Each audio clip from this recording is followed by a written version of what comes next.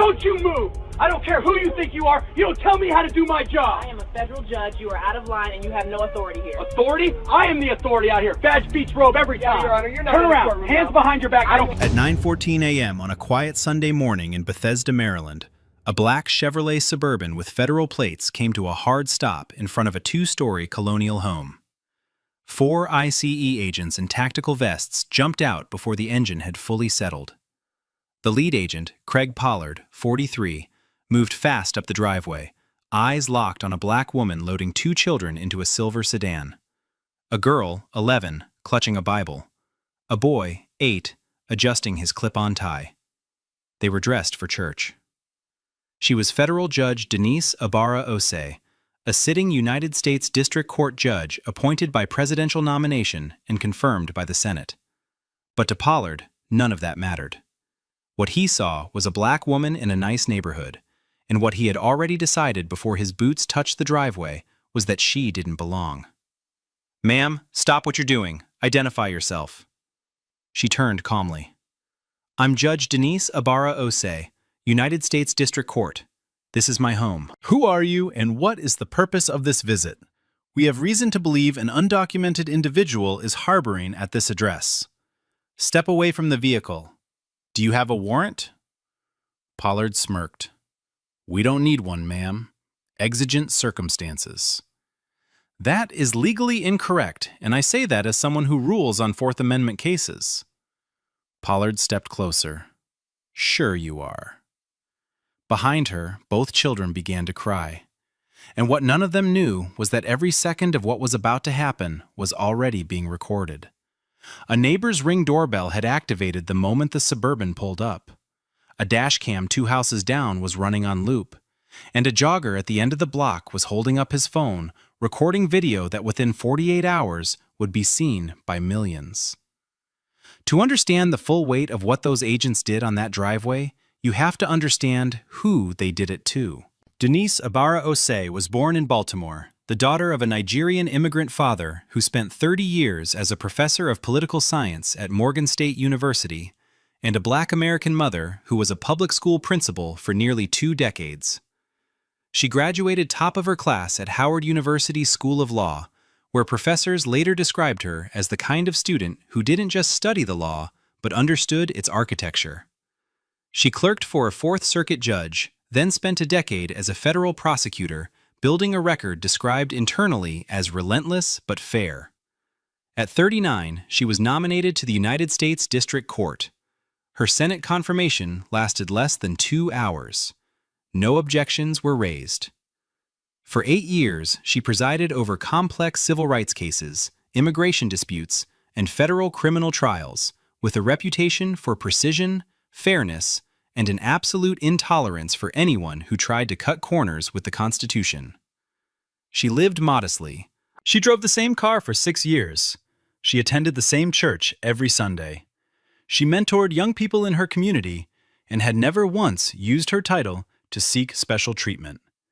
Her entire life had been built on one principle: the law applies to everyone equally, and no one, not a defendant, not a corporation, not a government agent, is above it.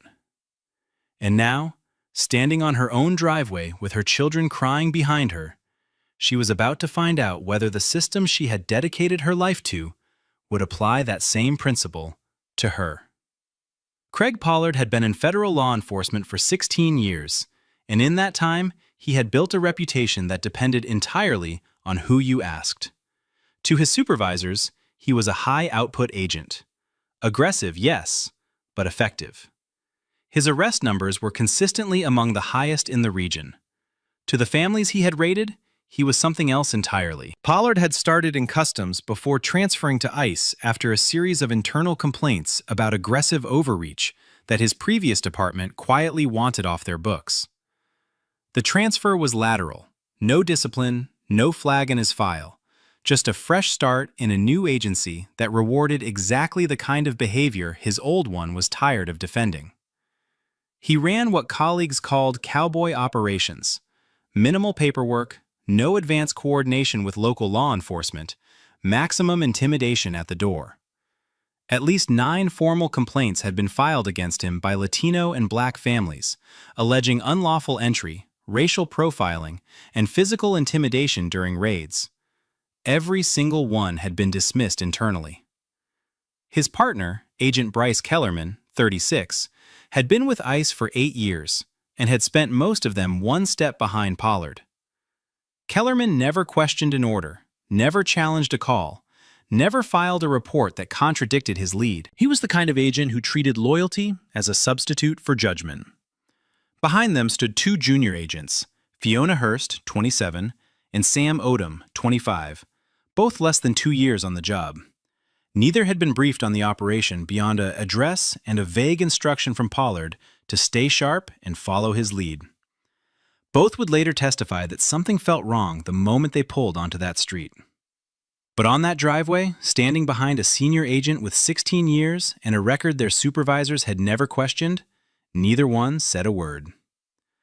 Back on the driveway, the situation was escalating in exactly the way Pollard wanted and exactly the way the law did not allow. Judge Ibarra Osei had not moved from her position beside the car.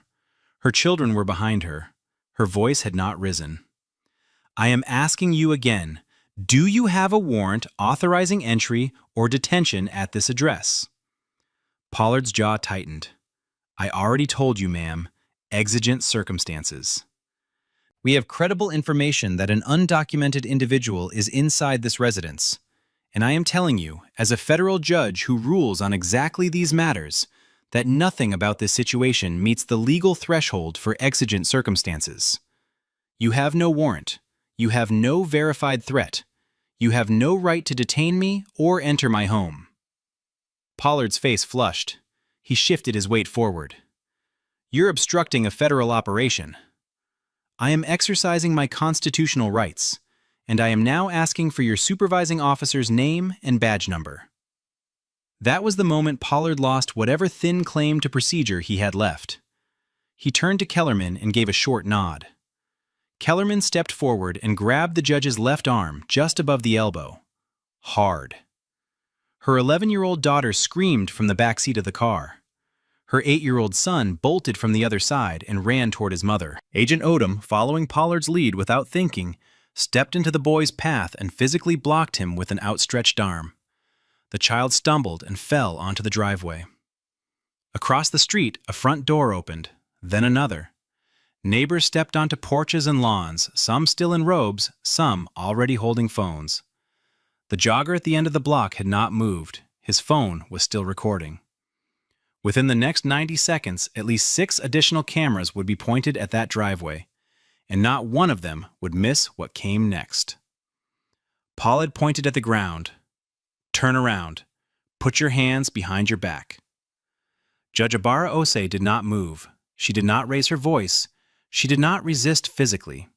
She stood on her own driveway in her church dress with her 2 children watching from the car and spoke clearly enough for every camera within range to capture every word. I am Judge Denise Ibarra Osei of the United States District Court. You have no warrant. I am not the subject of any order. You are making an unlawful arrest. Pollard grabbed her shoulder, turned her around, and locked the handcuffs onto her wrists. The metal clicked twice. Her 11-year-old daughter was sobbing in the back seat, holding up her own phone with shaking hands, recording everything through the window. Her 8-year-old son sat on the driveway where he had fallen, staring at his mother in handcuffs, too shocked to cry. From across the street, a man in a polo shirt and khakis moved quickly toward the scene. He was Colonel Vernon Sharp, United States Marine Corps retired, 34 years of service. He stopped 3 feet from Pollard and spoke with the kind of authority that comes from decades of command. I am Colonel Vernon Sharp. You are detaining a federal judge without a warrant in front of her minor children. I am ordering you to stop. Kellerman stepped between them. Back off, sir, right now, or you'll be next. Sharp didn't flinch. I want your name, your badge number, and your supervisor. I am a witness. Kellerman ignored him. Pollard walked Judge Ibarra Osei to the Suburban, placed his hand on the back of her head, and guided her into the rear seat. The door closed.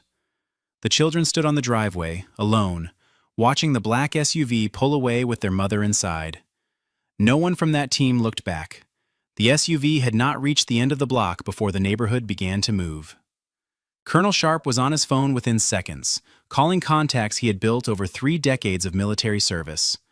A retired JAG officer, a sitting member of the House Armed Services Committee's staff, a former federal prosecutor. Each call lasted less than a minute. Each one ended the same way. This needs to go up now. 2 houses down, a woman named Nina Shelton, a journalist who covered federal courts for the Washington Post, had watched the entire arrest from her kitchen window. She was already texting her editor before the handcuffs clicked shut. Her message was 3 sentences. ICE just arrested a sitting federal judge on her driveway without a warrant. I have visual confirmation her children were present. The editor responded in under a minute. File everything. Across the street, the neighbor whose Ring doorbell had captured the Suburban's arrival pulled the footage, backed it up to 2 separate cloud accounts, and sent a copy to his attorney. The jogger at the end of the block uploaded his phone video, sent it to 3 contacts, and posted nothing publicly. Not yet. Everyone in that neighborhood understood the same thing without saying it. Preserve everything before anyone with authority can try to make it disappear. A family attorney 4 doors down called the judge's husband, Dr. Solomon Ibarra Osei, a cardiologist at Johns Hopkins, who was mid-shift when the call came. He left the hospital immediately. Someone called the children's grandmother, Loretta, who arrived in under 20 minutes and found both children sitting on the front steps, the girl still holding her phone, the boy still in his church tie, neither one speaking. By the time the Suburban reached the processing facility, a network of witnesses, recordings, and phone calls was already in motion, and not a single frame of what had happened was going to disappear. The inside of the Suburban smelled like stale coffee and vinyl.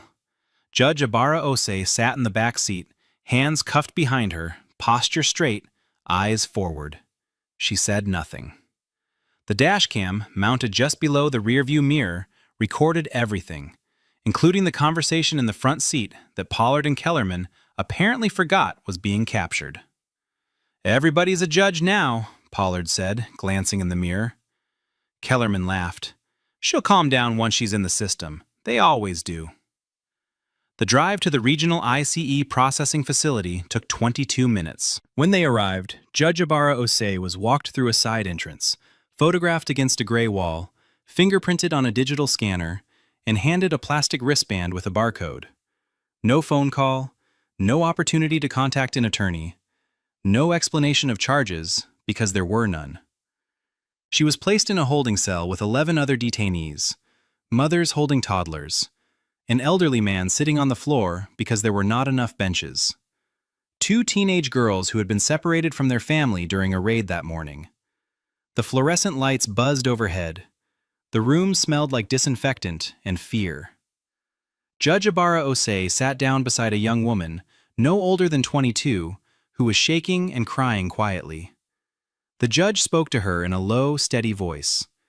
She explained what the woman's rights were. She explained what they could and could not legally do. She told her not to sign anything without representation. For over 3 hours, no one came. Then a processing clerk, running a routine database check on the detainees, entered the judge's name into the federal system. The screen filled instantly. United States District Court. Article 3 Judicial Officer. Senate confirmed. Active status. The clerk stared at the monitor. Then his face drained of color. The clerk stood up from his desk and walked directly to the facility supervisor's office. He didn't knock. Within 4 minutes, the supervisor was on the phone with the regional ICE director, a man who had spent 20 years in federal service and had never heard panic in a subordinate's voice until that morning. "You're telling me we have a sitting federal judge in a holding cell right now?" "Yes, sir. Processed, fingerprinted, and held for over 3 hours without a phone call." The regional director hung up and dialed Washington. Meanwhile, on the outside, the calls were already moving faster. Dr. Solomon Ibarra Osei had left Johns Hopkins and driven straight to the home of Chief Judge Lenora Fairbanks of the United States District Court. Fairbanks, 62, a 19-year veteran of the federal bench, listened for less than 2 minutes before picking up her phone. Her first call was to the United States Marshals Service, the agency responsible for the protection of all federal judges. The reaction was immediate and furious. One of their protectees had been seized from her own home without a warrant, without notification, without any coordination with the marshals, and was currently sitting in an ICE processing cell. Her second call was to the Department of Justice Office of Inspector General. Her third was to the Deputy Attorney General's office. Within 90 minutes of the arrest, calls were reaching congressional staffers, the NAACP Legal Defense Fund, and at least 2 senior officials at the Department of Homeland Security who had not been informed of any operation in that neighborhood. The machinery of federal power, slow to start but impossible to stop once it moves, had begun grinding toward Craig Pollard and every person in his chain of command, and none of them had any idea what was coming. At 1:01 p.m., 3 hours and 47 minutes after she was handcuffed on her own driveway, Judge Denise Ibarra-Osei was released from the ICE processing facility. No charges were filed. No explanation was given. No one apologized. A facility supervisor walked her to the front entrance, handed her a plastic bag containing her purse and keys, and said nothing. Waiting outside was a black sedan from the United States Marshals Service. 2 deputy marshals drove her home in silence. When the car turned onto her street, she saw her husband first. Dr. Solomon Ibarra-Osei was standing at the end of the driveway, arms crossed, jaw tight, watching every car that passed. Colonel Sharp stood beside him. Nina Shelton, the Post journalist, was on her porch across the street, phone in hand. The judge stepped out of the vehicle and walked toward the house. Her mother, Loretta, met her at the front door with both children. Her son pressed his face into her side and held on. Her daughter, still in her church dress, eyes swollen, reached into her pocket and pulled out her phone. She held it up to her mother. "I recorded it, Mama. All of it." The judge took the phone. The footage was shaky. The audio was streaked with the sound of a child sobbing, but the image was perfectly clear. Her own handcuffing, captured from the back seat of her own car by her own 11-year-old daughter. She watched it once, then handed the phone back. She held both children for a long time. No one on that driveway spoke. When she finally looked up, she turned to her husband and said one sentence. "I want every piece of evidence preserved, every frame, every second." Solomon nodded. "It already is." Within 48 hours, the footage was everywhere. The Ring doorbell video showed the Suburban's arrival, the agents rushing up the driveway, and the judge calmly identifying herself before being ignored. The jogger's recording captured Kellerman grabbing her arm, the daughter's scream, and the 8-year-old boy falling to the pavement after Odom blocked his path. The daughter's video, shaky and tear-streaked, showed the handcuffs going on from 3 feet away. A second neighbor's security camera caught the children standing alone on the driveway as the SUV pulled away. Compiled together, the videos showed the full timeline. The approach, the refusal to produce a warrant, the grab, the cuffing, the children's terror, and the dashcam audio, obtained through an emergency federal records request, delivered Pollard's own voice. Everybody's a judge now. She'll calm down once she's in the system. The Washington Post published first. The headline read, "ICE agents arrest sitting federal judge on her own driveway without a warrant. Her children watched." The article included 3 embedded videos and a statement from Chief Judge Lenora Fairbanks calling the arrest a profound violation of judicial independence and constitutional rights. Cable news ran the footage on loop for 72 straight hours. Legal scholars called it one of the most egregious Fourth Amendment violations captured on video. Former federal judges issued joint statements. Members of Congress demanded immediate hearings. Civil rights organizations filed emergency motions. The NAACP Legal Defense Fund, announced involvement within 24 hours. And at the highest level of the federal judiciary, a private briefing was delivered to the Chief Justice of the United States. The videos had not just gone viral, they had gone institutional. And the weight of every branch of the federal government was now pointed directly at 4 agents who had decided, on a Sunday morning, that a black woman in a nice neighborhood could not possibly be who she said she was. By Monday morning, ICE leadership was in full crisis. Pollard and Kellerman were placed on immediate unpaid suspension, credentials seized, firearms collected, facility access revoked. The internal review that followed did not take long to reach its first finding, and it was devastating. There was no warrant for the Ibarra Osei address. There had never been one. The tip Pollard cited in his field report referenced a house 3 blocks away with a completely different street number. He had gone to the wrong address. Not because of a clerical error or a system glitch, but because he had not verified the information before rolling out. He had loaded 4 agents into a federal vehicle, driven into a residential neighborhood, and executed a raid on a home that had no connection whatsoever to any active investigation. The deeper ICE investigators dug, the worse it got. A pattern emerged across Pollard's operational history, raid after raid in predominantly black and Latino neighborhoods, each one justified by exigent circumstances, claims that were vague, unverified, or entirely fabricated. His prior 9 complaints, all previously dismissed, were reopened. Kellerman's personnel file showed that he had co-signed every single one of Pollard's questionable operations without conducting independent verification on any of them. Not once in 8 years had he challenged a target address, questioned a missing warrant, or flagged a procedural shortcut. The 2 junior agents, Fiona Hurst and Sam Odom, cooperated fully with investigators. Both provided sworn statements under oath detailing a unit culture where questioning Pollard was understood to be career suicide. Hurst testified that she had raised concerns about the lack of a warrant before they left the vehicle that morning.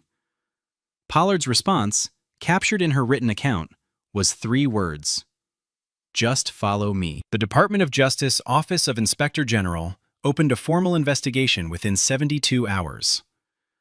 The FBI Civil Rights Division launched a parallel probe the same week.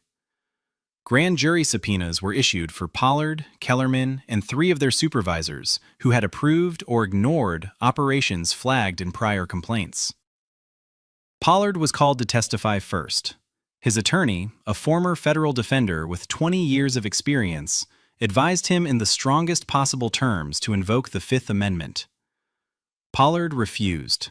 He insisted on testifying, convinced that his version of events would hold up, that his years of service and his arrest numbers would speak for themselves.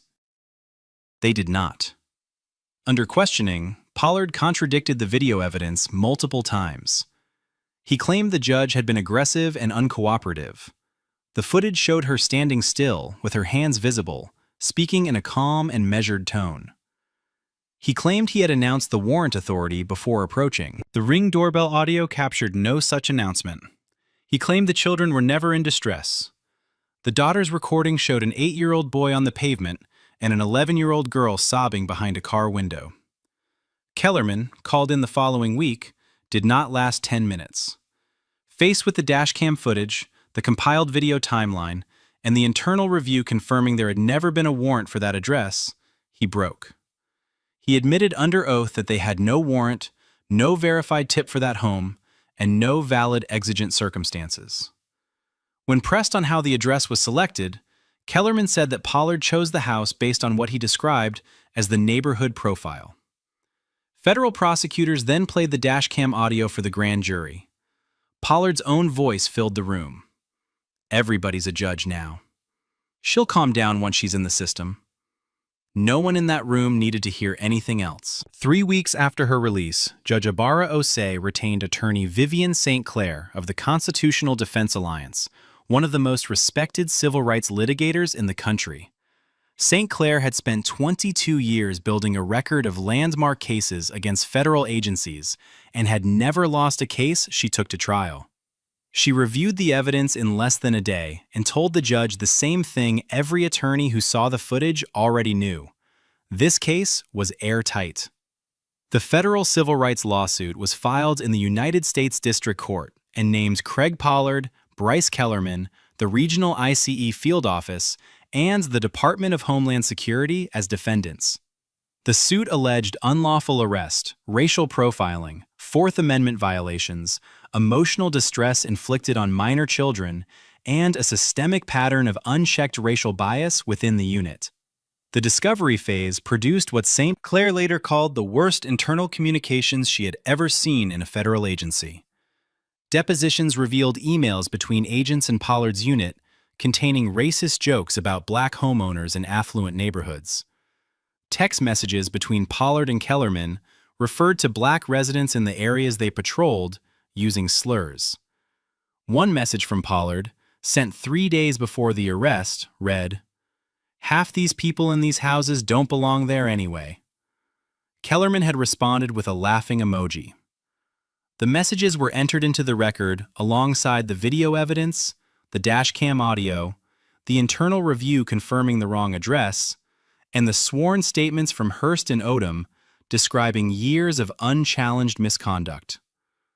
Government attorneys reviewed the totality of the evidence and made a decision that surprised no one who had seen it. They pushed for a settlement before trial. The case was never going to survive a courtroom. Not with that footage. Not with those messages. Not with the judge's 11-year-old daughter on the witness list. The criminal proceedings moved first. A federal grand jury returned indictments against both agents. Craig Pollard was charged with deprivation of rights under color of law and making false statements to federal investigators. He went to trial still believing his record would protect him. It did not. The jury deliberated for less than 4 hours. Guilty on all counts. Pollard was sentenced to 42 months in federal prison. The judge who delivered the sentence noted that Pollard had shown no remorse and had repeatedly contradicted video evidence under oath, calling his testimony an insult to the court and to the public trust placed in federal officers. Kellerman pleaded guilty to a lesser charge before his trial date. He was sentenced to 18 months. Both men were permanently barred from holding any law enforcement position at the federal, state, or local level for the rest of their lives. The civil settlement followed. The Department of Homeland Security agreed to pay $4.6 million to the Ibarra-Osei family, one of the largest individual payouts in an ICE misconduct case in the agency's history. The regional ICE director, who had overseen the unit and ignored years of complaints, was forced to resign. DHS announced a mandatory overhaul of warrant verification protocols and the creation of a new independent review board required to authorize all residential raid operations before agents could leave the building. The junior agents, Fiona Hearst and Sam Odom, were fully cleared by every investigation. Both were later cited in a DHS internal memo as examples of how cooperation and honesty from within can break cycles of institutional abuse. Hearst was promoted within a year. Odom transferred to a new unit and requested assignment to community liaison operations. Neither one ever worked under an agent like Pollard again. 6 months later, Judge Denise Ibarra-Osei returned to her bench. Her first case back was an immigration matter. A family facing deportation proceedings represented by a legal aid attorney, standing before a federal judge who now understood their fear in a way she never could have before. She presided with the same precision, the same fairness, and the same composure she had carried her entire career. Nothing about her rulings changed. Everything about their weight did. Her daughter, now 12, wrote an essay for her 7th grade English class titled "What Justice Means." The essay described a Sunday morning, a church dress, a pair of handcuffs, and a mother who never raised her voice. It was selected for a regional writing competition, then picked up by a national magazine, where it was published in full. The final line read, "Justice is not what happens in the courtroom. Justice is what's supposed to happen on the driveway." The Ibarra-Osei family used a portion of the settlement to establish the Ibarra-Osei Legal Defense Fund, providing free legal representation to families targeted by unlawful immigration enforcement who could not afford attorneys. In its first year, the fund took on 34 cases. Colonel Vernon Sharp, Nina Shelton, and the neighbors who had preserved the footage and stood watch on that Sunday morning were honored by the local NAACP chapter at a ceremony the judge attended but did not speak at. She sat in the second row, between her children, and listened. On a Monday morning, 8 months after the arrest, Judge Ibarra Osei walked up the stone steps of the federal courthouse. Her children watched from the car as she climbed. No one stopped her. No one questioned whether she belonged. Now, watching footage like this, it can really stick with you, right? Some of these clips stay in your head, especially late at night when you're trying to fall asleep. And speaking of sleep, a lot of you have told me you're waking up at 2 or 3 a.m. and just lying there, can't shut your mind off, and the next day you're dragging through everything. I came across a simple 21-day sleep guide that's helped thousands of people fix exactly that.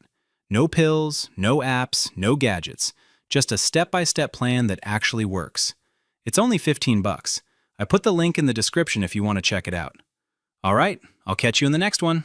You expect me to believe this is your car? People don't just cruise through this neighborhood like this by accident. I have given you my license and registration. Both are valid. I've seen this before. Someone like you driving something like this, I decide what makes sense out here. At 9:36 p.m. on a Thursday night, a Santa Barbara County Sheriff's deputy activated his lights on Highway 101, just south of Santa Barbara, and pulled over a black Mercedes-Benz S-Class that had been driving 5 miles under the speed limit with no traffic violations of any kind. The driver was a black woman in her late 50s, wearing a tailored charcoal blazer with a Federal Judicial Conference lanyard still hanging from her neck. She was the Honorable Denise Livingston, a sitting United States Federal District Judge with 22 years on the bench, appointed by a president and confirmed by the United States Senate. The deputy who pulled her over, Wade Prescott, didn't know any of that.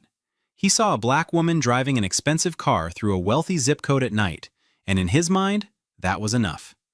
He had already decided before he even stepped out of his cruiser that she didn't belong.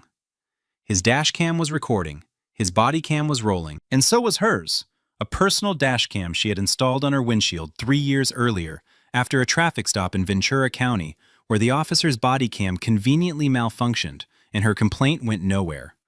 She had promised herself that would never happen again. What unfolded over the next 23 minutes on the shoulder of that highway would be captured from 3 angles, broadcast to millions, and trigger the largest civil rights lawsuit in Santa Barbara County history. Before we go any further, comment where in the world you're watching from, and make sure to subscribe because this story will shake you. Deputy Wade Prescott was 43 years old and had spent 18 years with the Santa Barbara County Sheriff's Department. In that time, 6 formal complaints of racial profiling had been filed against him. Every single one had been dismissed internally. Black and Latino residents of the county knew his name. They knew his cruiser. They knew his habit of running plates in wealthy neighborhoods, scanning for what he once described to a fellow deputy as people who don't match. 2 prior lawsuits had been filed against him by drivers who said they were stopped, searched, and humiliated for no reason other than the color of their skin. Both cases were settled quietly by the county for undisclosed amounts. No admission of wrongdoing, no disciplinary action, no retraining. His supervisors described him in performance reviews as aggressive but effective. His sergeant, Roy Gatlin, had personally signed off on dismissing 4 of the 6 complaints, labeling each one unsubstantiated, despite body cam footage that several internal reviewers flagged as concerning. Prescott had learned over 18 years that the system would protect him, that complaints disappeared, that settlements were buried, that no one with the power to stop him ever would. He patrolled the wealthiest corridors of the county with an unspoken mandate he had invented for himself, keeping certain people out of certain zip codes. And on this Thursday night, cruising slowly behind a black Mercedes on the 101, he had already chosen his next target. The Honorable Denise Livingston was 58 years old and had spent her entire life earning what no one could give her. She was born in Watts, Los Angeles, in a 2-bedroom apartment where the windows didn't lock and the heat only worked half the year. Her mother, Ruth Livingston, worked 2 jobs, days at a garment factory and nights cleaning office buildings in downtown LA to keep Denise fed, clothed, and in school. There was no father in the picture, no safety net, no inheritance, no connections. What there was a girl who read everything she could get her hands on and a mother who told her every single morning that her mind was the one thing nobody could take from her. Denise earned a full scholarship to Stanford, then a full ride to Yale Law School, where she graduated in the top 5 of her class. She clerked for a Ninth Circuit judge, spent a decade as a federal prosecutor specializing in civil rights cases, and was appointed to the federal bench, where she had served with distinction for 22 years. She had presided over police misconduct trials, corruption cases, and civil rights violations at the highest level. Legal scholars described her as brilliant. Attorneys who appeared before her called her unshakable. Her record was spotless. Her reputation earned through decades of discipline and sacrifice. The Mercedes she drove was not a gift. It was not inherited. She bought it herself after 30 years of work because she had earned it. And the dash cam mounted on her windshield was there because 3 years earlier, a Ventura County officer had pulled her over. His body cam had mysteriously malfunctioned, and her complaint had gone nowhere. She swore after that night she would never again be without her own recording. That decision was about to matter more than she ever imagined. Prescott followed Livingston's Mercedes for 1.6 miles before he activated his lights. His dashcam recorded the entire pursuit. The Mercedes maintained a consistent speed, stayed within its lane, signaled every merge, and committed no traffic violation of any kind. There was no legal reason for the stop. Livingston saw the flashing lights in her mirror and did exactly what any careful, experienced person would do. She signaled, slowed gradually, and pulled into a well-lit gas station rather than stopping on the dark highway shoulder. It was a deliberate choice, a safe choice, the kind of decision someone makes when they've been through this before and know that darkness and isolation make everything worse.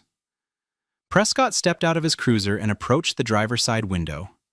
His body cam recorded his first words.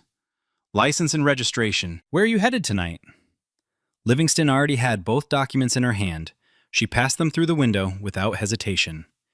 "Here you are, Deputy. May I ask why I was stopped?" Prescott didn't answer. He took the license and studied it, eyes moving from the photo to her face, from the face to the car, from the car back to the license. The pause was long enough for Livingston to feel its weight. "This your vehicle?" "Yes, it is." "You sure about that?" Livingston's personal dashcam captured everything from inside the cabin. Her calm, steady voice. Her hands resting on the steering wheel exactly where they should be.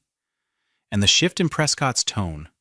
The way his questions stopped being procedural and became something else entirely. The tone was set, and both cameras were rolling. Prescott walked back to his cruiser with Livingston's license and registration in his hand. He ran her plates. He ran her license. Everything came back clean.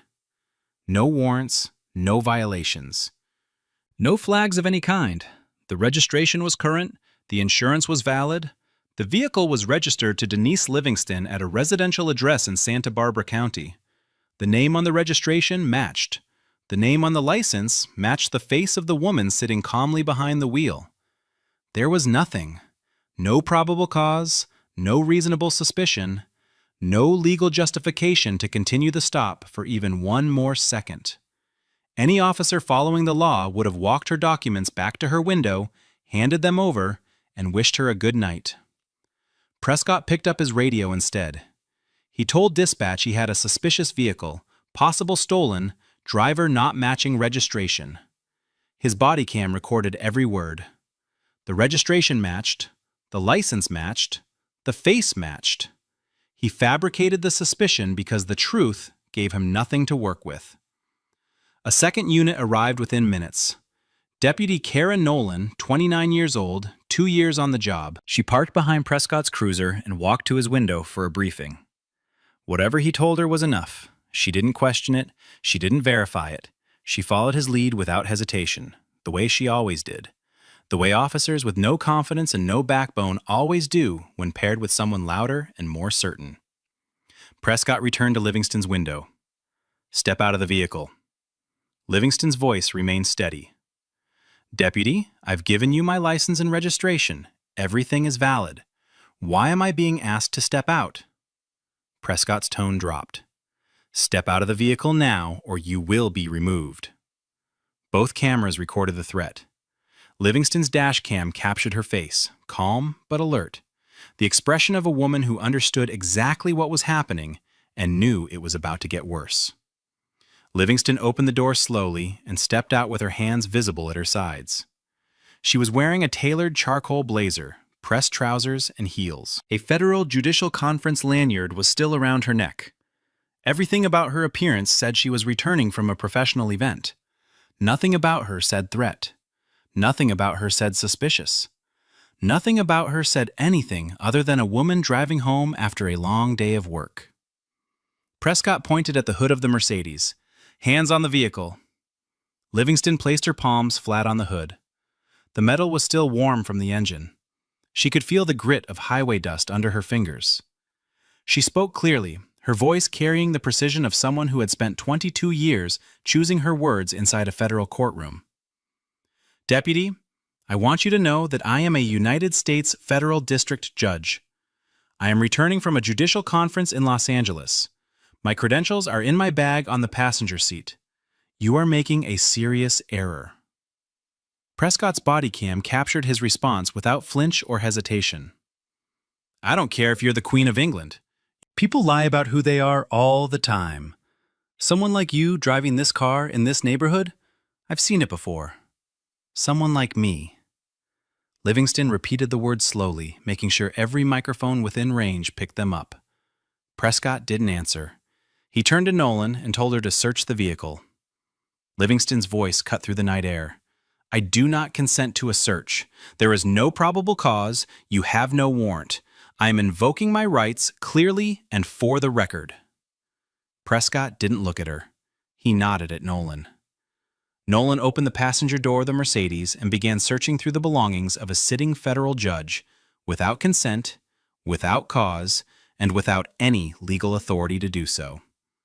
Livingston stood motionless on the shoulder of Highway 101, palms on the hood, jaw tight, watching a deputy rifle through her judicial case files while the cameras recorded everything. Nolan searched the Mercedes methodically, opening every compartment, checking under seats, going through the center console, the glove box, the trunk. She found nothing illegal. No drugs, no weapons, no contraband, no evidence of any crime whatsoever. What she did find should have ended the encounter immediately. On the passenger seat sat a leather briefcase stamped with the gold seal of the United States District Court. Inside were active case files, judicial correspondence, and a federal judicial ID badge with a photo of the woman standing outside on the hood of the car. In the back seat hung a garment bag. Nolan unzipped it and found a judge's robe, pressed and ready for court. Beside the briefcase was a printed itinerary for the California Federal Judicial Conference, listing the Honorable Denise Livingston as a presiding panelist.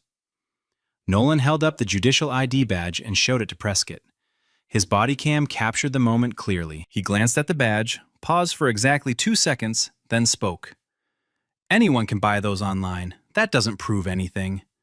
He turned back to Livingston. "I'm detaining you until we verify your identity." Livingston did not move. Her voice stayed level. "You have my driver's license, my vehicle registration, my federal judicial ID, and my conference itinerary. Everything matches. Every document confirms exactly who I am. You have no legal basis for detention." Prescott reached for his cuffs. He pulled Livingston's wrists behind her back and locked the handcuffs into place. The metallic click was sharp enough to be picked up by his body cam, her dash cam, and the phone camera of a passing driver who had slowed to watch. Another car pulled to the shoulder across the street. A second phone came out. And there, on the side of Highway 101, a United States Federal District Judge stood in handcuffs under the flashing lights of a sheriff's cruiser, while 2 deputies rifled through her judicial case files on the hood of her own car. 3 civilians had now stopped or slowed along the shoulder. 2 of them were recording. The first to step out of his vehicle was Franklin DeVoe, 67, a retired attorney who had spent 35 years practicing constitutional law before hanging up his briefcase. He walked toward the scene with the calm authority of a man who knew exactly what he was looking at. "Officer, that woman just told you she's a federal judge. I can see the robe in the back seat of the vehicle. What exactly are you doing?" Prescott's Bodycam caught his response. "Sir, step back or I will arrest you for obstruction." DeVoe didn't flinch. He stepped back to the legal distance and kept his phone raised, lens pointed directly at the encounter, recording every second with the steady hand of someone who understood that footage was evidence. A second witness, Sophia Ruiz, 34, had pulled her car to the opposite shoulder. She opened her social media app and began live streaming the encounter. Within minutes, the stream had over 100 viewers. Within 20, it would be in the thousands. Comments were already flooding in. Meanwhile, Livingston stood cuffed beside her Mercedes, the red and blue lights of the cruiser reflecting off her blazer. She asked Prescott if she could make a phone call. Denied. She asked for his full name and badge number. He gave his name slowly, reluctantly, as if each syllable cost him something. She asked for the name of his supervisor. Refused. Livingston straightened her posture, looked directly ahead, and spoke in a voice that carried the weight of every courtroom she had ever commanded. "Deputy Prescott, I am telling you for the record that I am a sitting United States federal district judge, that you have no probable cause for this stop, this search, or this detention, that I have been unlawfully restrained, and that this interaction is being recorded by your body camera, my personal dash cam, and multiple civilian witnesses." Every word landed like a ruling from the bench. Prescott said nothing, but his body cam caught the shift in his breathing and the first visible crack in his confidence. Sergeant Roy Gatlin arrived on scene 11 minutes after Nolan keyed her radio and said quietly, almost under her breath, that the situation might be more complicated than it looks. Gatlin stepped out of his cruiser and walked past the civilian witnesses, past the phone still recording, past Sophia Ruiz's live stream that now had over 2,000 viewers. He approached the Mercedes first. He looked at the judicial ID badge sitting on the hood. He picked up the leather briefcase and saw the gold seal of the United States District Court stamped into the leather. He opened the garment bag and saw the robe. He read the conference itinerary, and his face changed. Not slowly, not subtly. It changed the way a man's face changes when he realizes that the ground beneath him has just opened up. He pulled Prescott aside, stepping 10 feet from Livingston. But both body cams were still rolling, and Livingston's dash cam, still mounted on the windshield of the Mercedes, captured the conversation through the open window. "Wade, she's got a federal judicial ID, a robe, case files with court seals on them." "Could be fake," Prescott said. "It's not fake, Wade. This is real. Uncuff her, now." "She was being difficult. She wouldn't answer my questions." "She answered every question. I listened to your cam feed on the way here. You had nothing from the start. Uncuff her right now." Prescott walked back to Livingston and removed the handcuffs. He did it roughly, twisting the metal against her skin as he pulled them free. The red marks they left behind would be photographed within hours. Gatlin approached Livingston with his hands open. "Ma'am, I apologize for—" Livingston's voice stopped him cold. "Sergeant, I don't want a roadside apology. I want your name, your badge number, your supervisor's name, and I want a copy of every second of body cam and dash cam footage recorded tonight by every officer on this scene. This is not over." Gatlin's jaw tightened. He didn't argue. He didn't explain. He knew exactly what a federal judge with evidence and resolve could do. And for the first time that night, someone on that shoulder understood just how badly this was going to end. Livingston got back into her Mercedes, placed her hands on the steering wheel, and sat still for a full minute before pulling onto the highway. She drove the remaining 22 miles home without turning on the radio. She did not cry. She did not shake. She did not call anyone from the car. She had spent 22 years on the federal bench watching people fall apart in the aftermath of injustice. She had learned that emotion without documentation was just pain. Documentation without precision was just noise, and she intended to be neither. She walked into her home, set her briefcase on the kitchen table, and sat down with a legal pad and a pen. For the next 90 minutes, she wrote a detailed account of every word spoken, every action taken, every moment from the first flash of lights in her mirror to the sound of the handcuffs clicking to the red marks they left behind. The account was time-stamped, precise, and structured with the discipline of a mind trained by decades of legal work. When she finished writing, she photographed the marks on both wrists from multiple angles. She removed the dash cam from her windshield and downloaded the footage to 2 separate encrypted drives. One went into her home safe. The other she placed in her briefcase.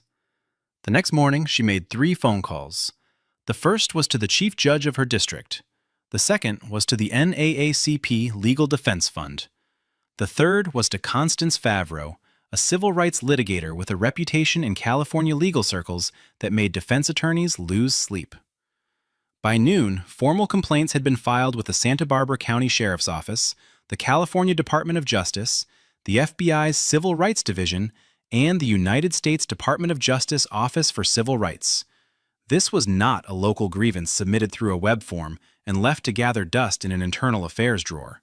This was a sitting federal judge activating every institutional lever available to her with surgical precision. And when the Santa Barbara County Sheriff's Department received the complaint and saw the name attached to it, the room went quiet. The FBI opened a formal civil rights investigation within 48 hours of receiving Judge Livingston's complaint. The DOJ Civil Rights Division assigned a dedicated team of investigators the same day.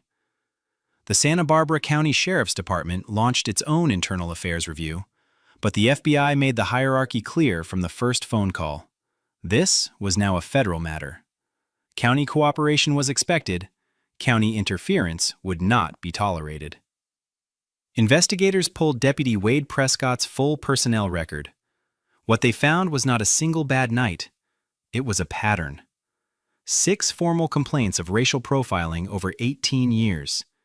2 prior civil lawsuits settled quietly by the county with sealed amounts and no admission of fault. And then the Bodycam data.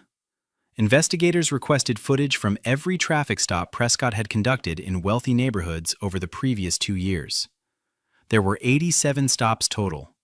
71 of them involved Black or Latino drivers. Statistical analysis conducted by a federal forensic consultant confirmed that Prescott stopped Black drivers at 11 times the rate of white drivers on the same corridors during the same hours. The numbers were not ambiguous. They were damning. Then investigators turned to Sergeant Roy Gatlin. His record showed that he had personally reviewed and dismissed 4 of the 6 complaints filed against Prescott, each time labeling them unsubstantiated, despite body cam footage that internal reviewers had flagged as concerning. But the most damaging discovery came from Gatlin's email. In a message sent to a department supervisor 14 months before the Livingston stop, Gatlin had written about Prescott plainly.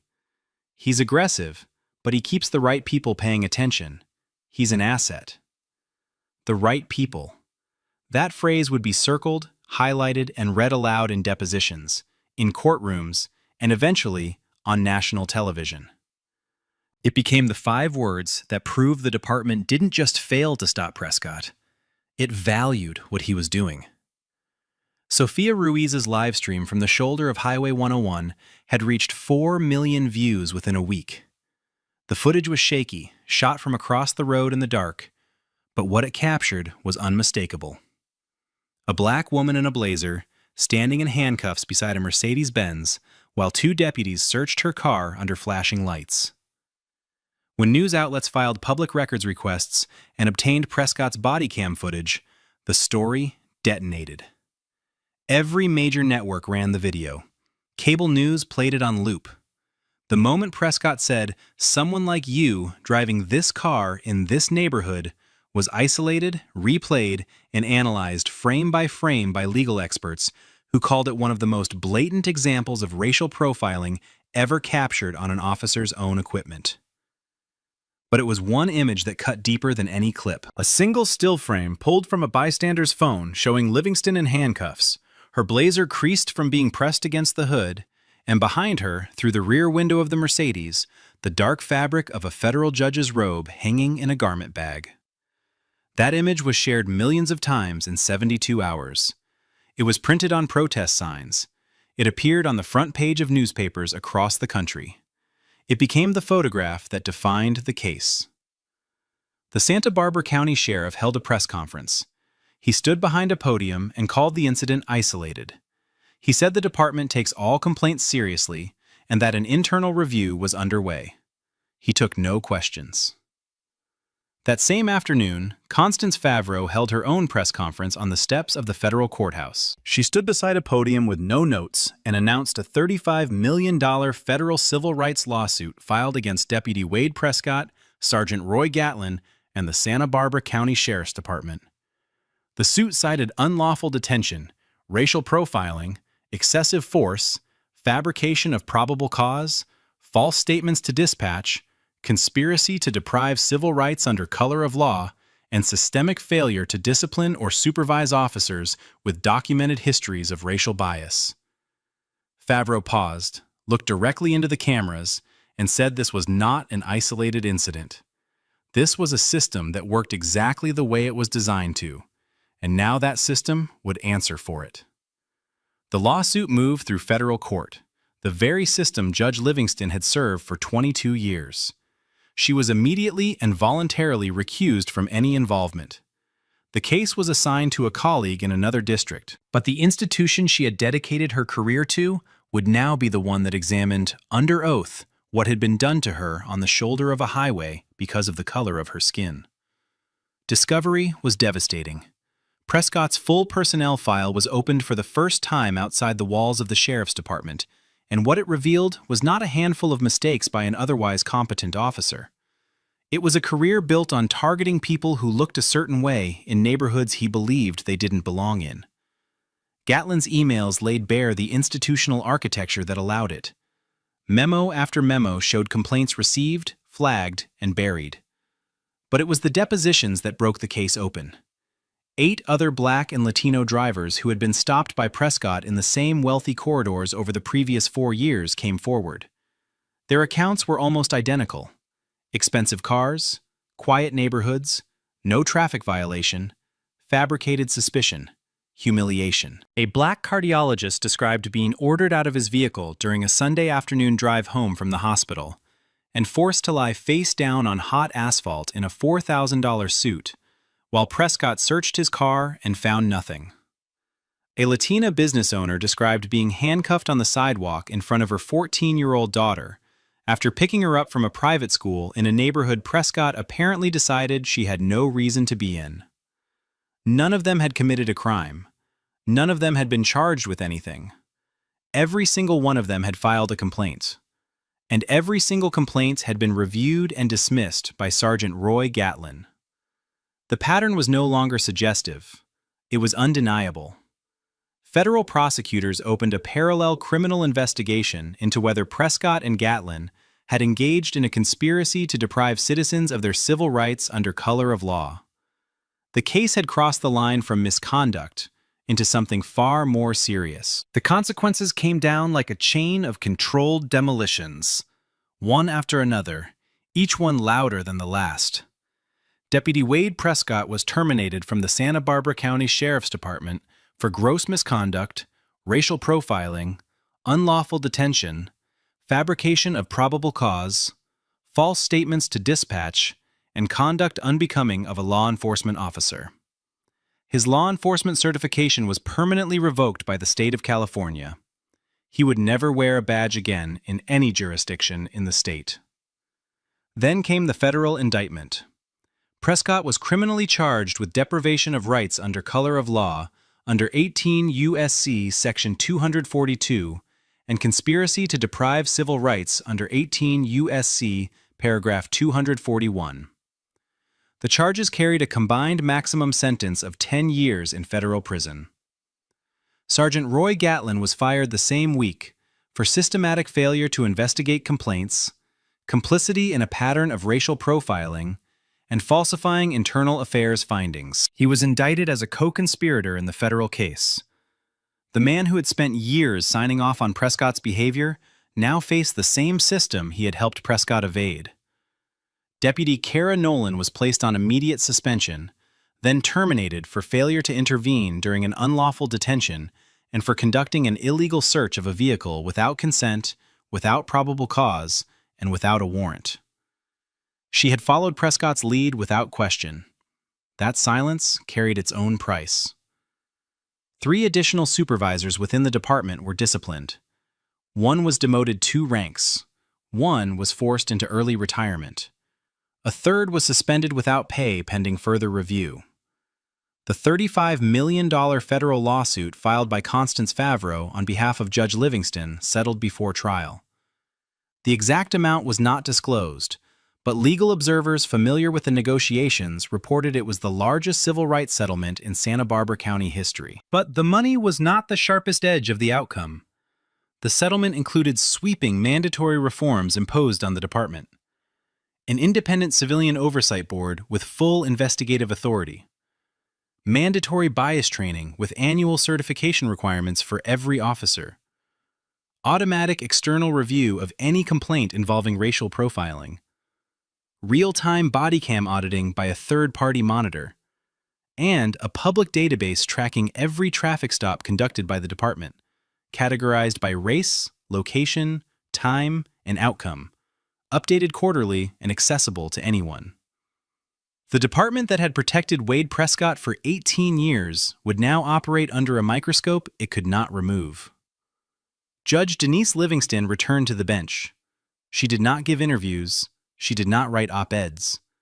She did not appear on panels or accept invitations to speak about what happened to her on the shoulder of Highway 101. She let the case speak for itself the way she had always believed the law should speak, through evidence, through process, through outcomes that could be measured and held up to the light. But through her attorney, Constance Favreau, she released a single written statement. It was 4 sentences long. I was not stopped because of what I did. I was stopped because of what I look like. I had the credentials, the resources, and the legal knowledge to fight back. Most people who experience what I experienced do not. This case is for them. A portion of the settlement was directed into a new legal defense initiative, providing free representation to victims of racial profiling across California. The fund was structured to outlast any single case, designed to serve the people Livingston knew were out there. People who had stood on the side of a road in handcuffs, with no cameras rolling and no judge's robe in the back seat to prove they mattered. Prescott's federal criminal trial began 4 months later. His defense attorney argued that Prescott had been following department training and acting on instinct developed over 18 years of service. The prosecution responded with his body cam footage, Livingston's dash cam footage, civilian recordings from 3 witnesses, the statistical analysis showing he stopped black drivers at 11 times the rate of white drivers, Gatlin's emails, and testimony from 9 other victims who described encounters so similar they could have been reading from the same script. The jury deliberated for less than a day. Guilty on all counts. Prescott was sentenced to 7 years in federal prison. Gatlin, who had enabled him for years and buried every warning sign the system produced, received 3 years. Weeks later, on the stretch of Highway 101 just south of Santa Barbara where it all happened, a billboard appeared. No one claimed credit for it. No organization put its name on it. It simply read, "Justice doesn't ask what you look like. Neither should the law." Back in her courtroom, Judge Denise Livingston presided over her next case. She adjusted her robe, reviewed her notes, and brought the room to order. The gavel fell. The system continued, imperfect, slow, and far from equal. But on this day, corrected. Now, watching footage like this, it can really stick with you, right? Some of these clips stay in your head, especially late at night when you're trying to fall asleep. And speaking of sleep, a lot of you have told me you're waking up at 2 or 3 a.m. and just lying there. Can't shut your mind off. and the next day you're dragging through everything. I came across a simple 21-day sleep guide that's helped thousands of people fix exactly that. No pills, no apps, no gadgets. Just a step-by-step plan that actually works. It's only $15. I put the link in the description if you want to check it out. All right, I'll catch you in the next one. You don't think your damn military medals make you better than me. You sit there thinking you're untouchable because you're black and got a fancy uniform. Everything legally required, sir. Every document's valid. Every command follows. You're abusing authority because of who I am, not what I am. The sheriff's hand moved to his weapon before the Navy SEAL could even finish his sentence. One moment, Lieutenant Commander James Rees was explaining why his temporary registration was perfectly legal. The next, he was staring down the barrel of department-issued authority backed by nothing but assumption and ego. What happened in the following 11 minutes would cost Brazos County more than their entire annual budget and end a 23-year law enforcement career in disgrace. This wasn't supposed to happen. Not to someone like James. Not on a random Tuesday afternoon on State Highway 21. James had been driving back from visiting his mother in Houston. She just turned 70, and he'd spent the weekend helping her reorganize the garage, fix a leaking faucet, and listen to stories about his late father. Standard son duties. He was tired but content, looking forward to getting back to base in San Diego. His truck was new, purchased just 2 weeks earlier from a dealership in Virginia near his previous duty station. The temporary tags were clearly visible in the rear window, valid for another 45 days. Sheriff Clayton Briggs saw something else entirely. Briggs had been with the department since he was 21 years old, worked his way up from deputy to sheriff through what he called old-fashioned police work. Others might call it something different.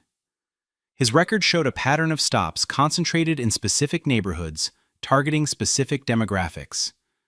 17 formal complaints over 2 decades, all dismissed or marked as unfounded.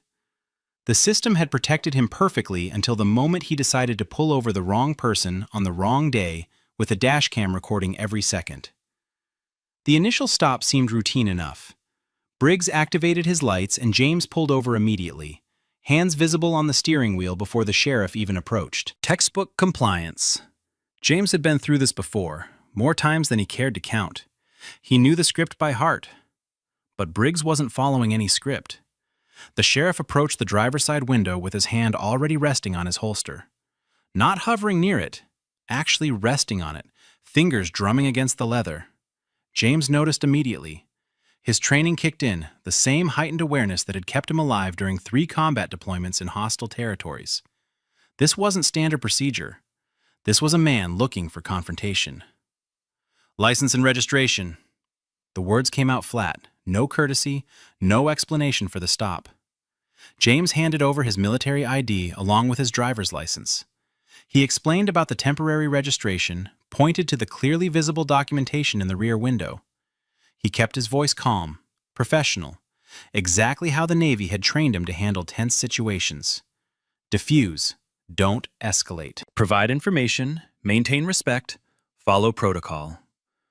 Briggs barely glanced at the military ID before handing it back. He focused entirely on the temporary registration paperwork, studying it like it was written in code.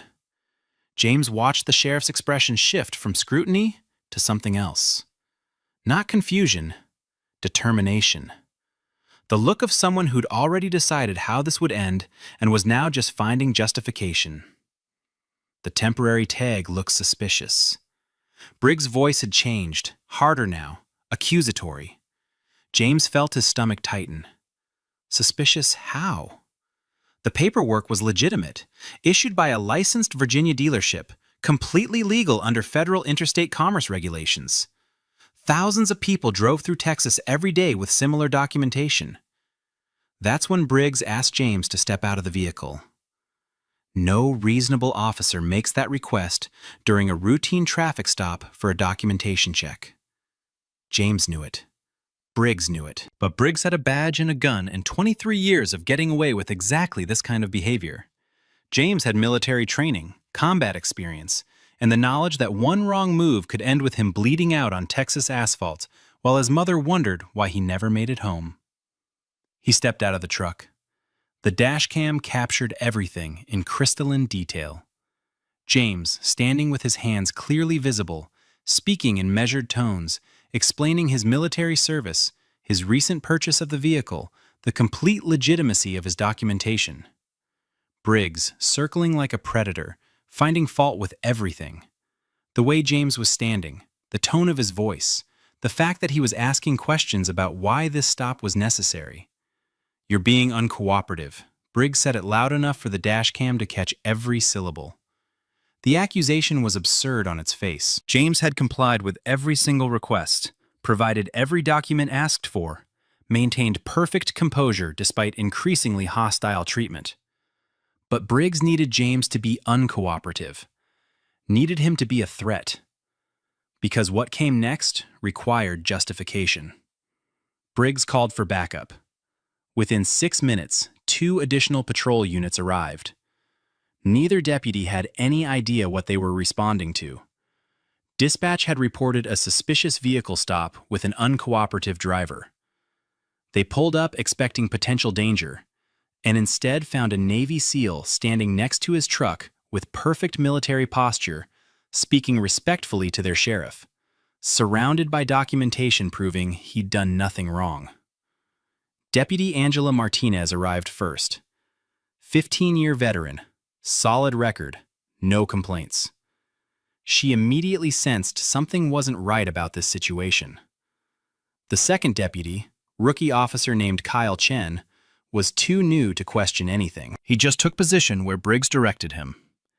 James watched 3 officers position themselves around him like he'd committed murder instead of driving while black in a new truck. The absurdity would have been funny if it wasn't so dangerous. He'd faced enemy combatants in Fallujah with less firepower pointed in his direction. Martinez asked Briggs what was going on. The sheriff's explanation made no sense even to her. Suspicious temporary registration, uncooperative driver, possible stolen vehicle. Each claim more ridiculous than the last, contradicted by the physical evidence sitting right there in James's hands. But here's what Martinez understood that Chen didn't yet. Challenging your sheriff on scene in front of a civilian wasn't how you kept your job in Brazos County. You might have questions, you might know something isn't right, but you swallow it, follow orders, and maybe bring it up later through proper channels.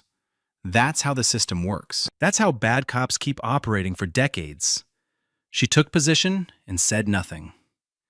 Briggs demanded James submit to a vehicle search. James asked on what grounds, since he'd committed no crime, and the stop itself lacked reasonable suspicion. That question, that completely legal and reasonable question, was apparently the final straw. "Turn around and put your hands behind your back." Briggs's voice had gone cold. The dash cam captured James's expression in that moment. Not fear, not anger. Something worse. Resignation. The look of a man who'd served his country with distinction, earned medals for valor, saved lives under enemy fire, and was now being handcuffed on a Texas highway for asking a question. The metal cuffs clicked shut around his wrists. Standard police handcuffs, same kind used on actual criminals. They were too tight. James didn't complain. He'd been through worse in SEER school. Martinez watched this happen and felt her stomach turn. She'd seen questionable stops before. She'd witnessed Briggs push boundaries. But this was different. This was a clear violation happening right in front of her, recorded for posterity, and she was part of it now, whether she wanted to be or not. Chen, young and eager, genuinely believed they'd just arrested someone dangerous. That's what Briggs had told them. That's what the sheriff's 23 years of experience suggested. Why would he lie? James stood there, handcuffed, breathing steadily, maintaining his composure through sheer force of will. His mind was already working through what would happen next. The arrest report Briggs would file, the charges that would be fabricated, the system that would initially believe a sheriff over a black man, even one in uniform.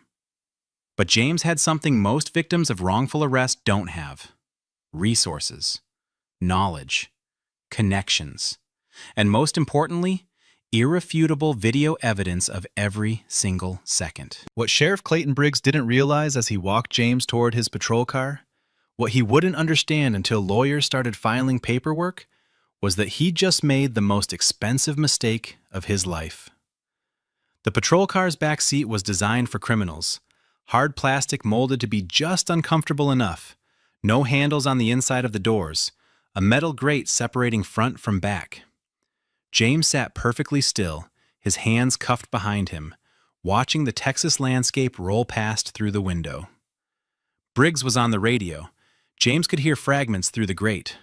Subject in custody, resisting lawful commands, possible stolen vehicle investigation ongoing. Each word another lie being broadcast into the official record. Each phrase another brick in a wall of false narrative that would need to be torn down piece by piece. They pulled into the county detention center 20 minutes later. The building squatted low and gray against the afternoon sun. Briggs parked in the secure bay where suspects were processed away from public view. He opened the back door and hauled James out by his arm. The grip was unnecessarily rough. Performative force for the cameras mounted above the entrance. Inside, the booking area smelled like industrial cleaner and stale coffee. A deputy named Rodriguez sat behind bulletproof glass, processing paperwork from an earlier arrest. He looked up when Briggs walked in with James and his expression flickered. Just for a second. Surprise, maybe. Confusion. But he caught himself and went back to neutral. Briggs started rattling off charges. Resisting arrest. Failure to comply with lawful orders. Obstruction of an investigation. Rodriguez typed them into the system, his fingers moving across the keyboard in practiced rhythm. James said nothing. He'd already requested an attorney. Anything he said now would only be used against him. The booking process took 40 minutes. Fingerprints, photographs, personal property inventory. James's wallet containing his military ID, his driver's license, 3 credit cards, and $87 cash. His phone, his keys, his watch, a Tag Heuer his unit had chipped in to buy him when he made captain. Everything cataloged and sealed in a manila envelope. Rodriguez held up the military ID. Active duty? Briggs snatched it from his hand. Doesn't matter. Process him. But Rodriguez had already seen it. The ID was current. The rank was legitimate. This wasn't some kid fresh out of basic.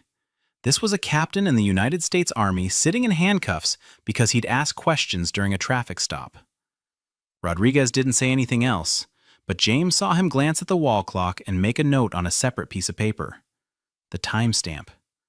Something felt wrong to him, and he was creating his own record. James was moved to a holding cell.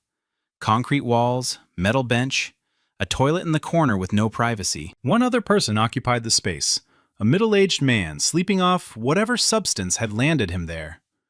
The cell door clanged shut with the particular finality that only steel on steel can produce. This was the part where most people panic, where the reality of arrest, of being caged, of having zero control crashes down. James had been trained for this, not specifically for wrongful arrest by corrupt small-town sheriffs, but for captivity in general. He knew how to manage his mind in confined spaces. He sat on the metal bench, closed his eyes, and started running through everything that had happened in chronological order. Every word, every action, building the mental framework he'd need when lawyers started asking questions. 3 hours passed. The man on the opposite bench woke up, mumbled something incoherent, and passed out again. James remained still, patient. The door finally opened, and a different deputy appeared, taller, older, with gray at his temples. His nameplate read Foster. "You've got a phone call." James stood and followed him down a corridor to a room with a single phone mounted on the wall. Foster removed the handcuffs.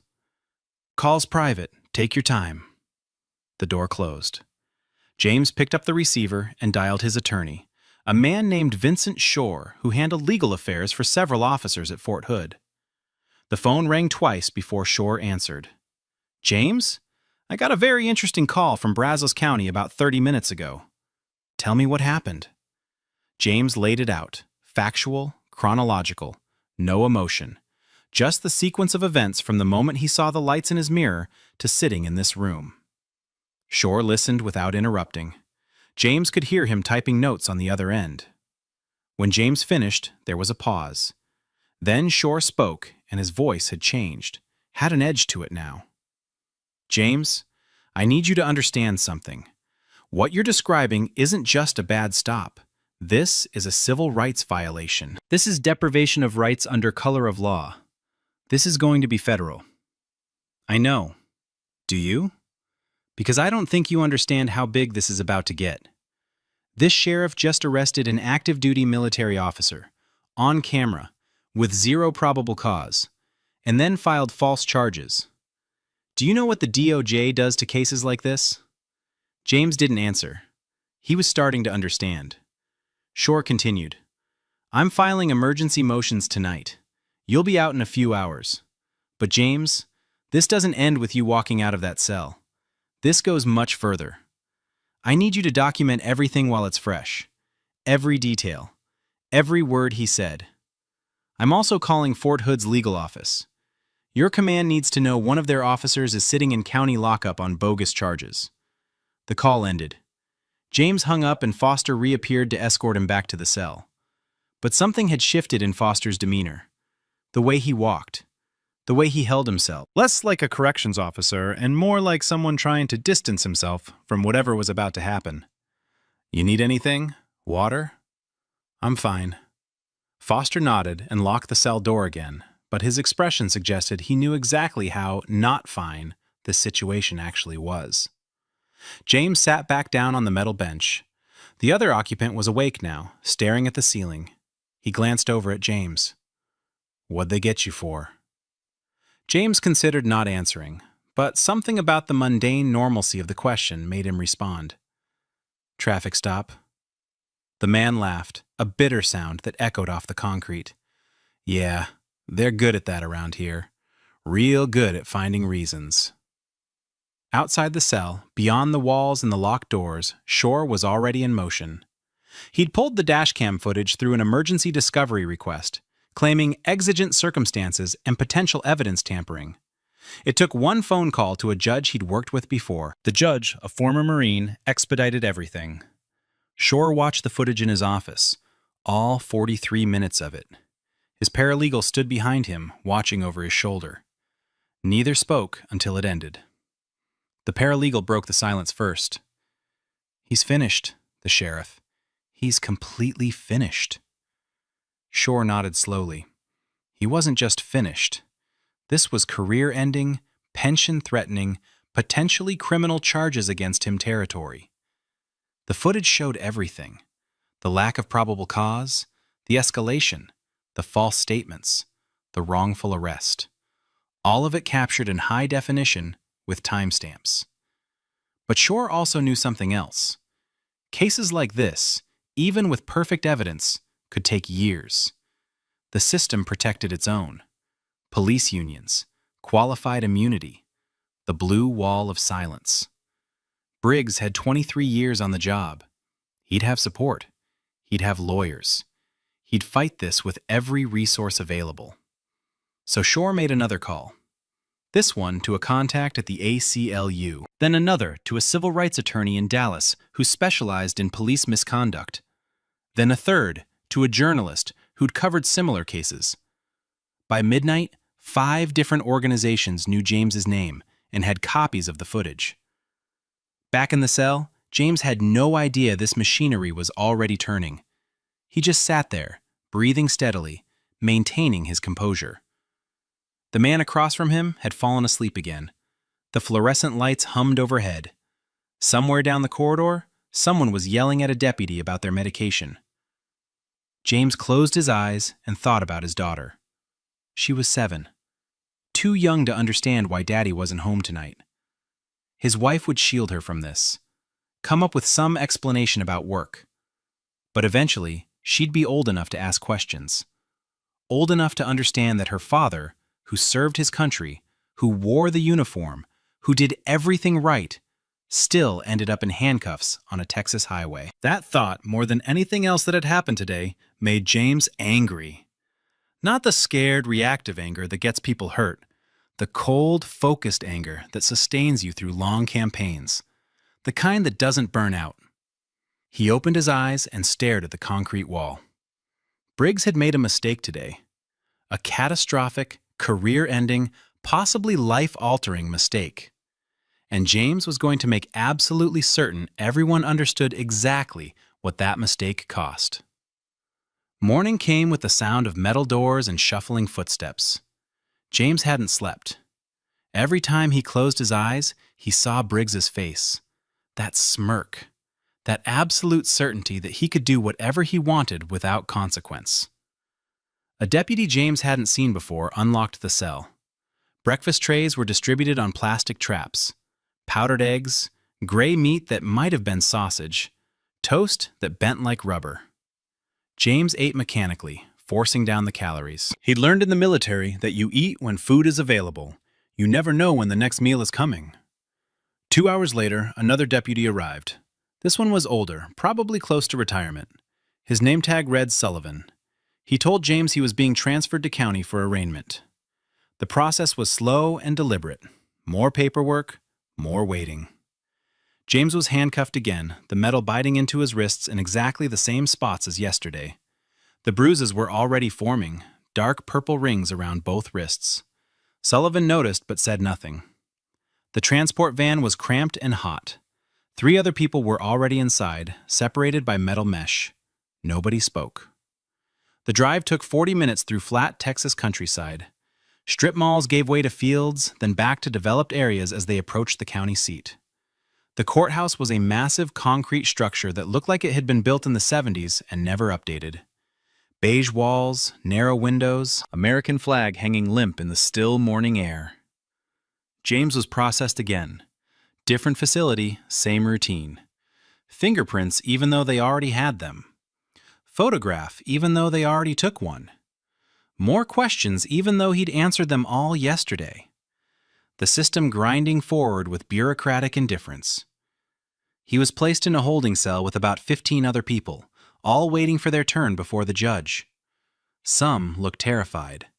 Others looked bored, like they'd been through this enough times that it no longer registered as remarkable. Shore arrived at the courthouse an hour before James's scheduled arraignment. He'd brought 2 associates and enough documentation to fill a briefcase. The dashcam footage was loaded on a tablet, ready to play. He'd also brought something else. A letter from James's commanding officer, written overnight and expedited through military channels. It detailed James's service record, his deployments, his commendations, his character. Shore knew it wouldn't matter for the legal arguments, but it would matter for optics. And in cases like this, optics mattered almost as much as the law. The arraignment was scheduled for 10:30. By 10:15, the courtroom was packed. Word had spread somehow, maybe through Shore's calls last night, maybe through social media, maybe just through the network of people who paid attention to these things. The gallery was filled with observers, some taking notes, others just watching. James recognized the type: activists, journalists, people who showed up when the system needed witnesses. Judge Catherine Reeves took the bench at exactly 10:30. She was in her late 50s, appointed rather than elected, with a reputation for running an efficient courtroom. She looked at the docket, then looked at the prosecutor, then looked at Shore. Her expression suggested she already knew this wasn't going to be a standard proceeding. The prosecutor stood first. His name was Glenn Porter, an assistant district attorney who'd been handling arraignments for 6 years. He began outlining the charges against James: evading arrest, resisting an officer, failure to comply with lawful orders. His voice was steady, professional, reading from prepared notes like he'd done this 1,000 times before. Shore stood when it was his turn. He didn't use notes. He spoke directly to Judge Reeves, his voice calm but carrying the weight of absolute certainty. He outlined the timeline of yesterday's stop, the lack of probable cause, the escalating demands, the threats. He mentioned the dashcam footage and offered to play it right there in open court. Judge Reeves held up a hand. She said she'd review the footage in chambers before making any determinations. She asked Porter if the state had seen the footage. Porter hesitated. That hesitation told everyone in the courtroom everything they needed to know. He hadn't seen it. The sheriff's department hadn't provided it to the prosecutor's office.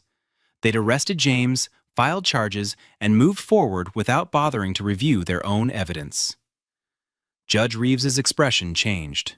Not dramatically, just a slight tightening around her eyes. She called a recess and requested both attorneys in her chambers immediately.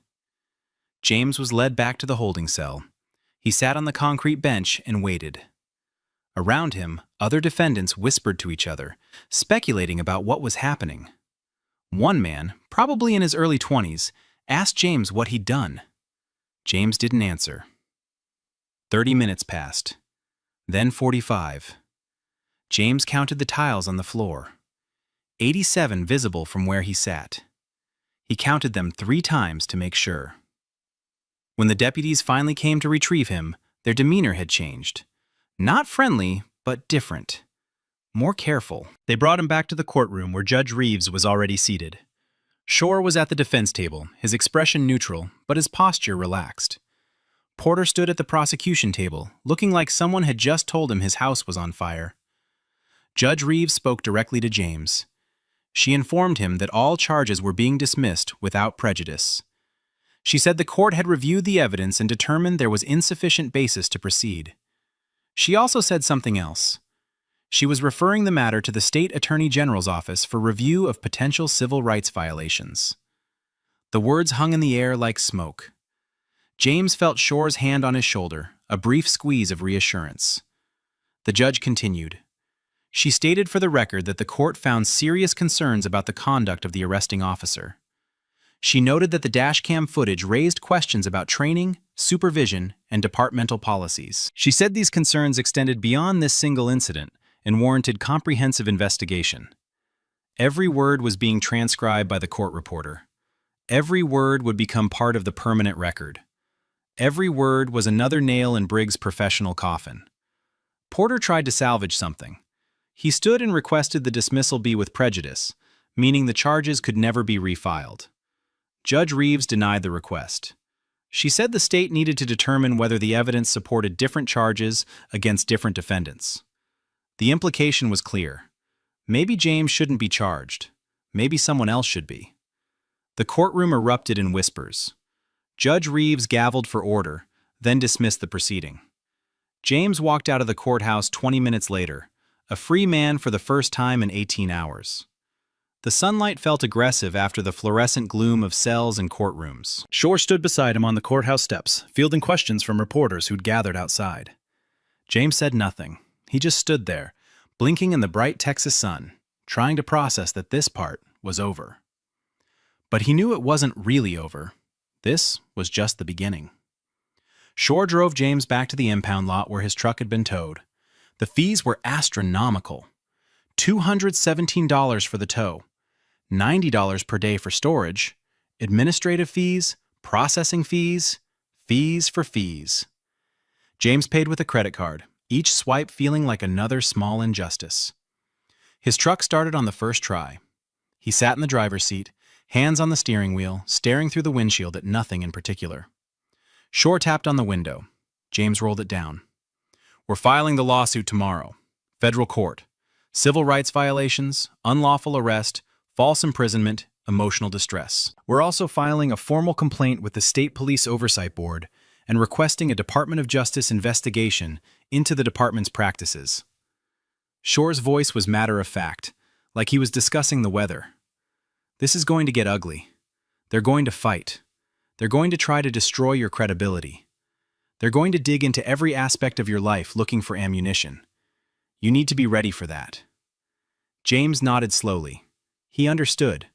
He'd seen how institutions protected themselves, how they circled the wagons and attacked anyone who threatened their authority, how they turned victims into villains through carefully crafted narratives and selective evidence.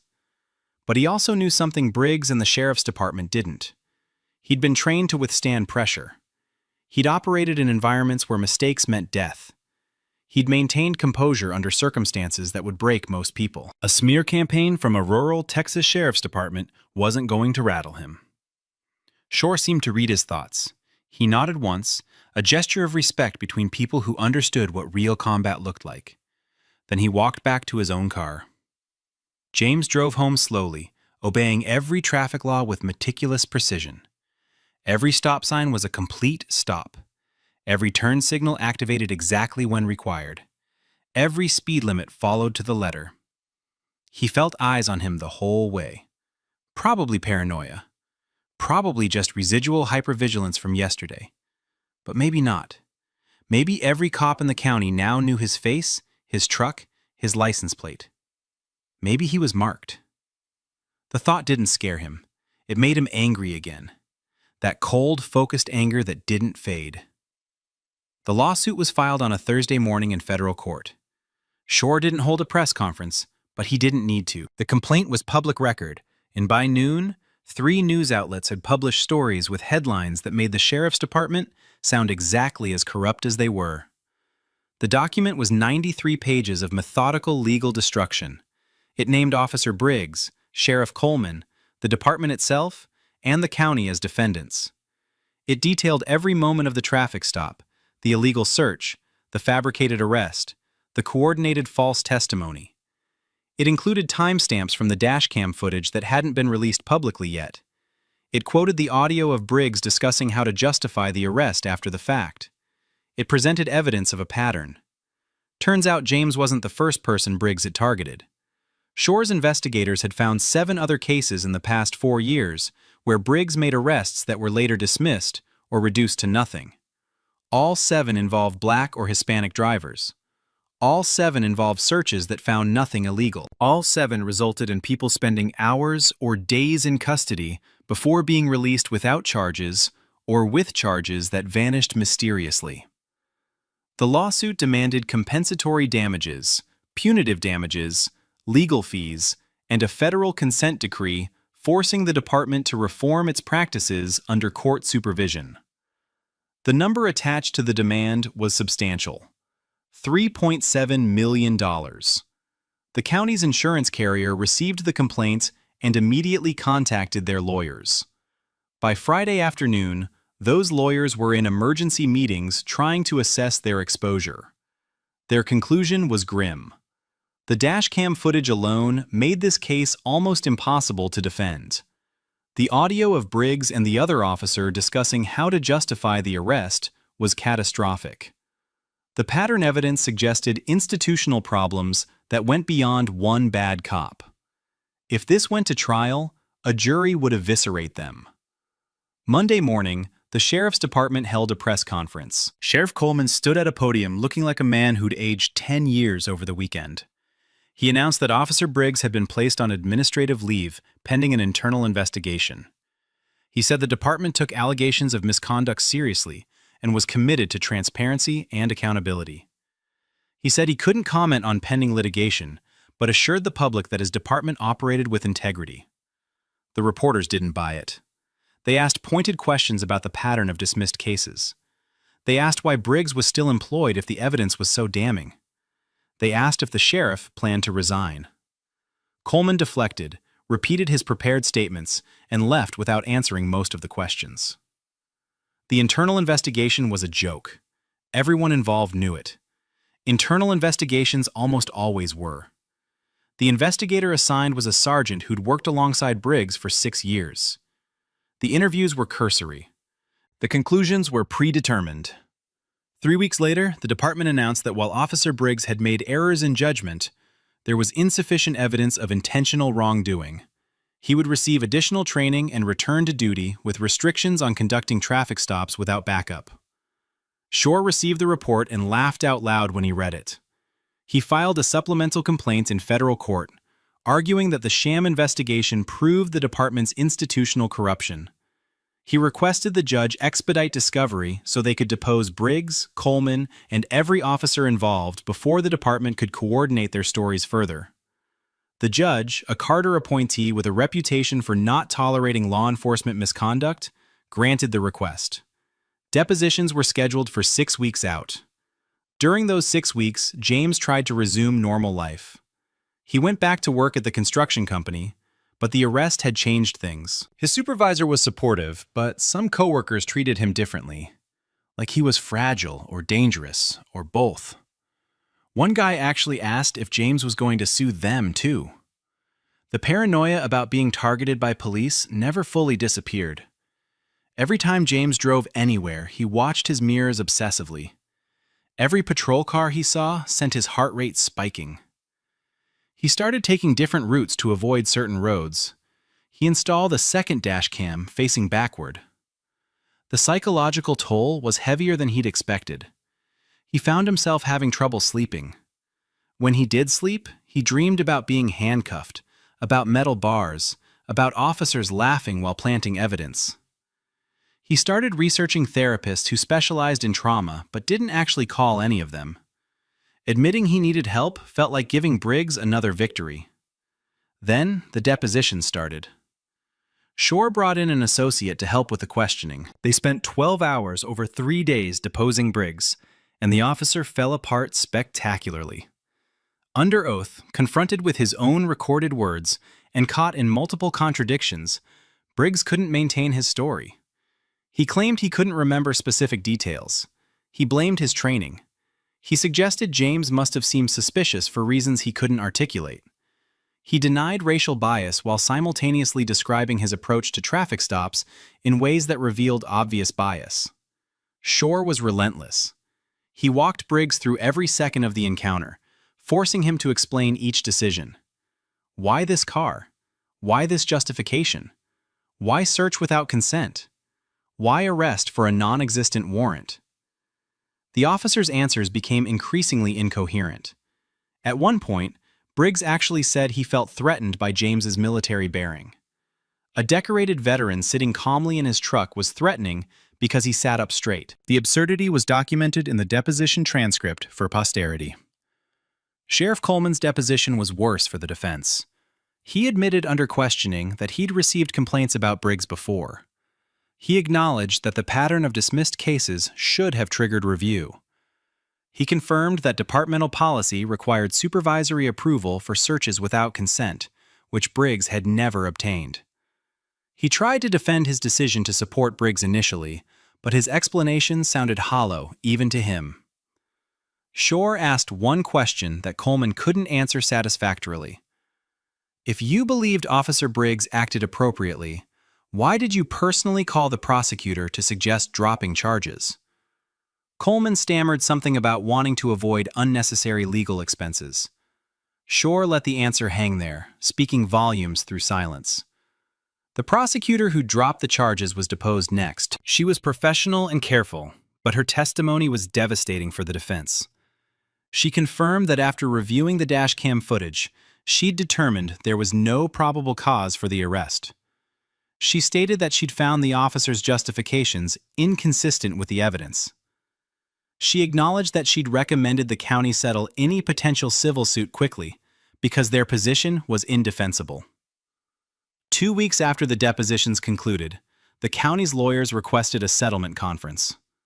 Shore agreed immediately. He knew what this meant. They were ready to pay.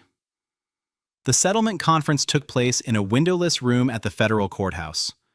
James sat beside Shore at one table. Across from them sat 3 lawyers representing the county, the department, and the insurance carrier. A magistrate judge facilitated. The county opened with an offer of $200,000 in exchange for releasing all claims and signing a non-disclosure agreement. Shore rejected it without consulting James. The number was insulting, and the NDA was a non-starter. They went back and forth for 6 hours. The county gradually increased their offer. $300,000, $450,000, $600,000. Each time, Shore countered higher, and each time, he refused any agreement that included a confidentiality clause. James needed to be able to tell his story. The public needed to know what happened. Sunlight was the only disinfectant that mattered. By late afternoon, exhaustion was setting in. The magistrate called a break and spoke privately with each side. When they reconvened, the county put their final offer on the table. $1.2 million. No NDA. Briggs would be terminated. The department would implement mandatory bias training and reform its search and arrest policies under independent oversight. James would receive a written apology from Sheriff Coleman. Shore looked at James. The decision was his. James thought about the 18 hours in custody, the humiliation, the fear, the anger that still hadn't fully dissipated. He thought about the 7 other people Briggs had done this to. He thought about how many more there might be that they hadn't found. 1.2 million wouldn't undo what happened. Money never could. But it would send a message. It would make other departments think twice. It would cost the people who'd violated his rights something real. James nodded once. Shore accepted the offer. The settlement was finalized 3 weeks later. James received a check that changed his financial situation permanently. He paid off his truck, his mother's house, every debt he'd accumulated. He put the rest in investments Shore's office recommended. Briggs was fired 2 days after the settlement was signed. No ceremony, no announcement, just a termination letter and an escort out of the building. He tried to appeal through his union, but even they couldn't defend what the depositions had revealed. Sheriff Coleman announced his retirement 4 months later, citing health reasons. Everyone knew the real reason. The Department of Justice opened a pattern and practice investigation into the Sheriff's Department based on the evidence from James's case. That investigation was still ongoing, but preliminary findings suggested systemic problems that would require years of federal oversight to correct. James never went back to construction. He used part of the settlement money to enroll in college, studying criminal justice. His plan was to understand the system from the inside, then work to change it. Maybe become a lawyer himself eventually. Maybe just an advocate. He hadn't decided yet. What he had decided was that what happened to him couldn't just be about money and revenge. It had to mean something larger. It had to prevent the next person from experiencing what he'd experienced. The anger had transformed into purpose. On a warm evening 6 months after the settlement, James drove past the spot where Briggs had pulled him over. He didn't slow down or stop. He just drove past, noting it without emotion, and continued toward wherever he was headed next. That stretch of highway looks the same as it did the day Briggs pulled him over. The asphalt still bakes under the Texas sun. Cars still roll past at 70 miles per hour, drivers never knowing what happened on this particular patch of road. Nothing marks the spot. No memorial, no sign. Just another piece of American highway where someone's life got turned inside out because a man with a badge decided that authority trumped humanity. James thinks about that sometimes when he's sitting in his criminal justice classes. Thinks about how many other spots like that exist across the country. How many other people got handcuffed for nothing? How many didn't have dash cams or lawyers or the resources to fight back? The system worked for him, eventually, but only because he could force it to work. That realization sits heavy. Briggs is working security at a shopping mall now, last anyone heard. Coleman plays golf and collects his pension. The department operates under federal oversight, which means more paperwork and training sessions that officers sit through while checking their phones. Change happens slowly when it happens at all. But that $1.2 million sent a message that reverberated beyond Brazos County. It showed up in training materials. It got cited in other civil rights cases. It became the example of what happens when the system actually holds people accountable for abusing their power. Not justice exactly. More like a warning that sometimes, occasionally, the cost of racism and corruption becomes too high to ignore. James still checks his mirrors obsessively when he drives. Still feels his pulse spike when he sees patrol cars. The settlement paid for therapy, which helps, but some things don't heal completely. They just become part of who you are. Scars you carry forward. Now, watching footage like this, it can really stick with you, right? Some of these clips stay in your head, especially late at night when you're trying to fall asleep. And speaking of sleep, a lot of you have told me you're waking up at 2 or 3 a.m. and just lying there. Can't shut your mind off. And the next day, you're dragging through everything. I came across a simple 21-day sleep guide that's helped thousands of people fix exactly that. No pills, no apps, no gadgets. Just a step-by-step plan that actually works. It's only $15. I put the link in the description if you want to check it out. All right, I'll catch you in the next one.